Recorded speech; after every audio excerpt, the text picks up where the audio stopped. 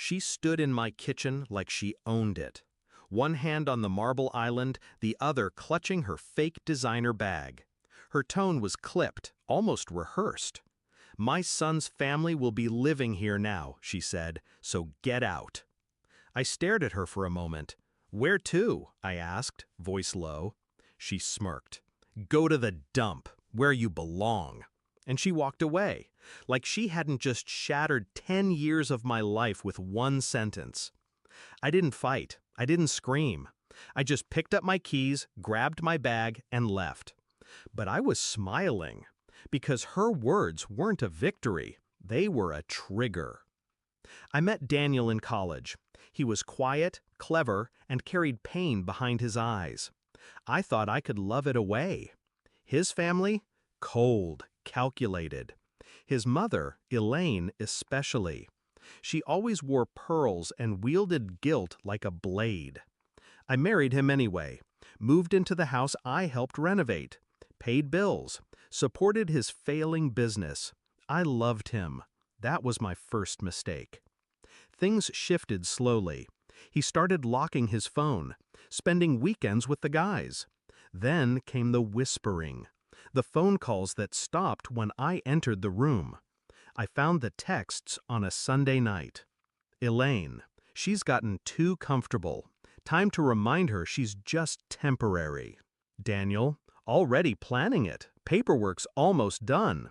Elaine, "Don't forget to change the locks after she's gone." My hands didn't shake. My breathing didn't change. I just sat in silence, staring at a decade unraveling in one thread of texts. He was trying to kick me out of my own home. The deed, in his name, yes. But the down payment? My inheritance. My mother's deathbed gift. And they thought I'd just walk away? No, I would disappear. But only to sharpen the blade. First move, I left. Without a word. That disarmed them. They assumed I'd run to a friend, a shelter, maybe the dump his mother suggested. Instead, I went to my lawyer, the real one, the one I'd kept on retainer since the first time Elaine hinted at a prenup loophole. Turns out, my name wasn't on the deed, but neither was Elaine's. And Daniel had used joint funds, my income, to pay the property taxes. Community property, marital assets, traceable transfers, all legally documented. I had the blueprint to dismantle them. While they were busy moving their suitcases in, I froze the joint accounts.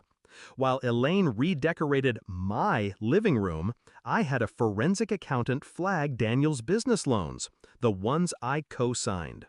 And while they slept peacefully in the bed I once shared with him, I filed for an emergency injunction to block the sale of the house. Daniel was blindsided. Elaine was furious. But legally, they couldn't touch a cent. I wasn't just fighting back. I was setting the table for a feast of consequences. A week later, court day arrived. I wore black. Simple, controlled. Elaine showed up overdressed. Daniel looked confused. He tried to greet me with a pathetic smile. I walked right past him. Inside, I handed the judge 2 thick folders, one with bank statements, co-signed loans, and evidence of marital contribution. The other, printed texts, screenshots, voicemails. "Get her out. She's just a liability now. She won't fight. She's too weak." Weak. That word echoed through the courtroom like a ticking bomb. When I finished reading the messages aloud, the silence was suffocating. Even the judge leaned back. Then I made my final request: exclusive occupancy of the home, division of assets, and restitution. The ruling? Swift, brutal, beautiful. Daniel lost the house. Elaine was barred from the property. The accounts were split, favoring me due to documented financial abuse. His failing business? Frozen, pending investigation. I left the courthouse without looking back. That night, I returned to my house, alone. The locks had already been changed. By me. Elaine tried to come back 2 days later. She stood outside, banging on the door, screaming, threatening. I opened the curtain just enough for her to see my face. Then I smiled and closed it. Daniel called. Once, voicemail. His voice cracked as he said, "I didn't think you'd actually do this." No. He thought I'd beg, cry, grovel. But I don't cry anymore. I calculate. Now, they're gone. Elaine had to move back to her sister's studio. Daniel's business defaulted. Credit wrecked. His car repossessed. I heard through a mutual friend he's couch surfing. No savings, no stability, no one left to leech off. Me? I repainted the walls. Got rid of every piece of furniture that carried their stench. Turned the guest room into an office. I sleep with the windows open now. The silence is freedom. Final reflection. They told me to go to the dump.